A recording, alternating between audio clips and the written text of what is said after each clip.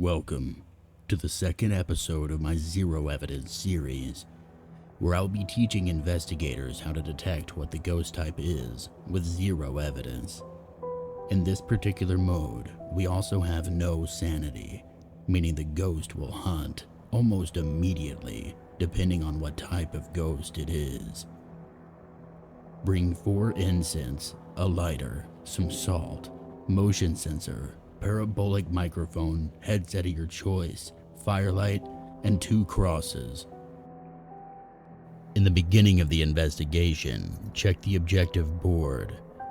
For this investigation, I needed an EMF reading from the ghost, so I brought an EMF reader along in my first loadout.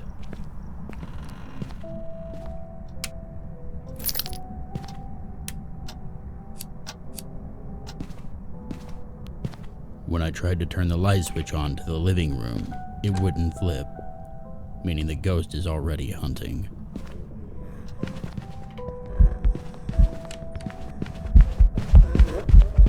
It has very fast movement speed. I let it get close to see if the movement speed ever changes, and it did not. While waiting for the hunt to end in the locker, I believe I know the ghost type. A Thay.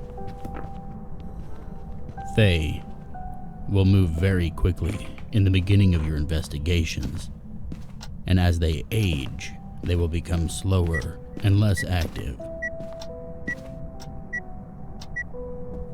Not being entirely sure where the ghost room actually is, I retreat to the truck to grab more items. All I have to work with so far is that this ghost is incredibly fast, with or without line of sight. So, for my second loadout, I get another incense and bring the camera in for future use.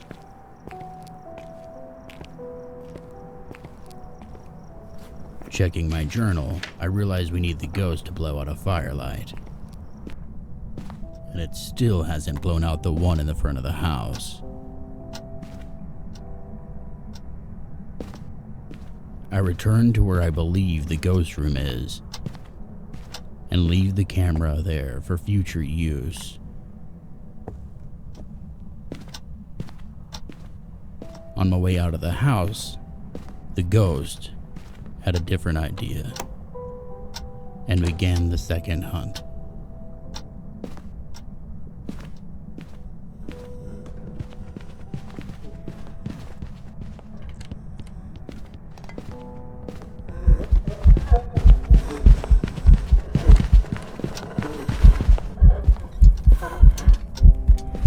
After using my incense, I noticed 2 things. First, she's still moving as fast as she was during the first hunt, and it's been quite some time since that hunt. Thays age, meaning they will be slower over time. I also noticed that when I used my incense, she stood still for a much longer period than most ghosts. That is a pure sign of a Moroi.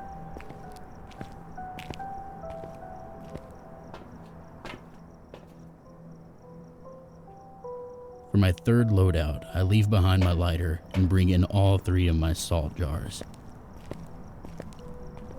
If you did not know, you can stack all 9 piles of the black salt and take 9 photos of the same pile of salt once it's been stepped in.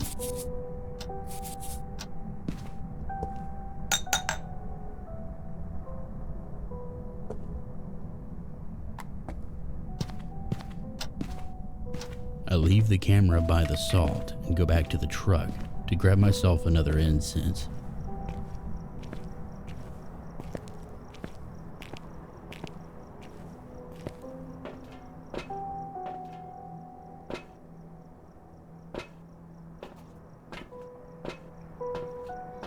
Now that I'm prepared for a possible hunt, I go back into the house.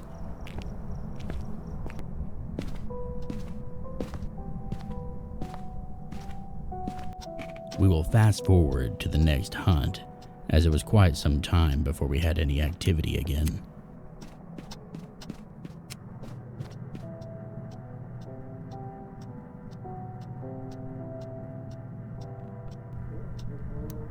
As the next hunt begins, I prepare myself for the speed of the Moroi. As it charges towards me, I freeze her in place and run past. I run into the garage and hide until the hunt is over.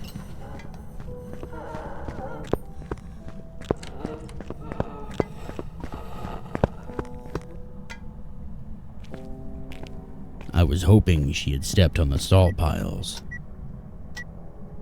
but she still hadn't.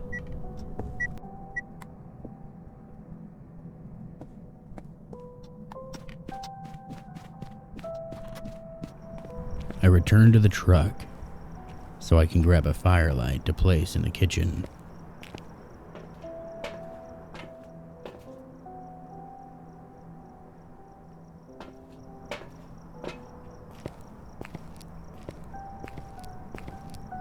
Even though I'm almost certain this ghost is spawning in the basement, I don't want to risk going in there against a speed demon like this. I begin checking the house for the bone.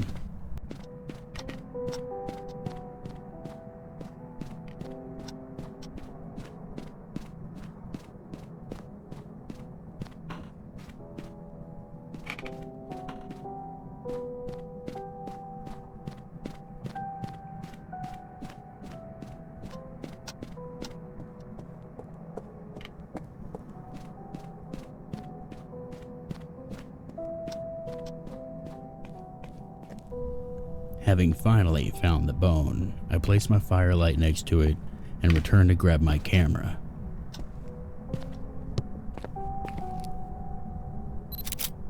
After snapping my photo, I pick the bone up and return to the kitchen to wait for a hunt.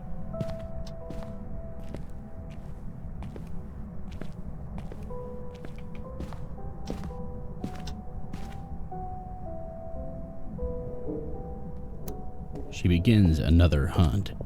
This time, I'm prepared with an incense, so I'm going to force her to walk through the salt piles, and then retreat, try to lose line of sight, and not waste my incense just yet.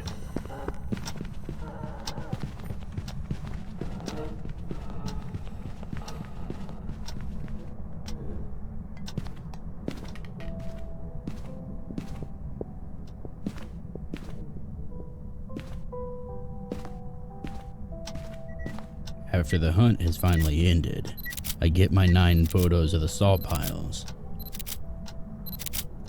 Fortunately, she blew out the firelight during the hunt.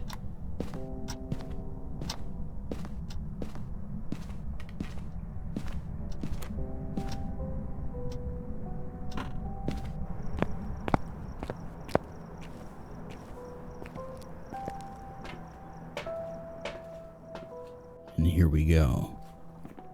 All our photos, we got our objectives, and we know the ghost type. And there you have it.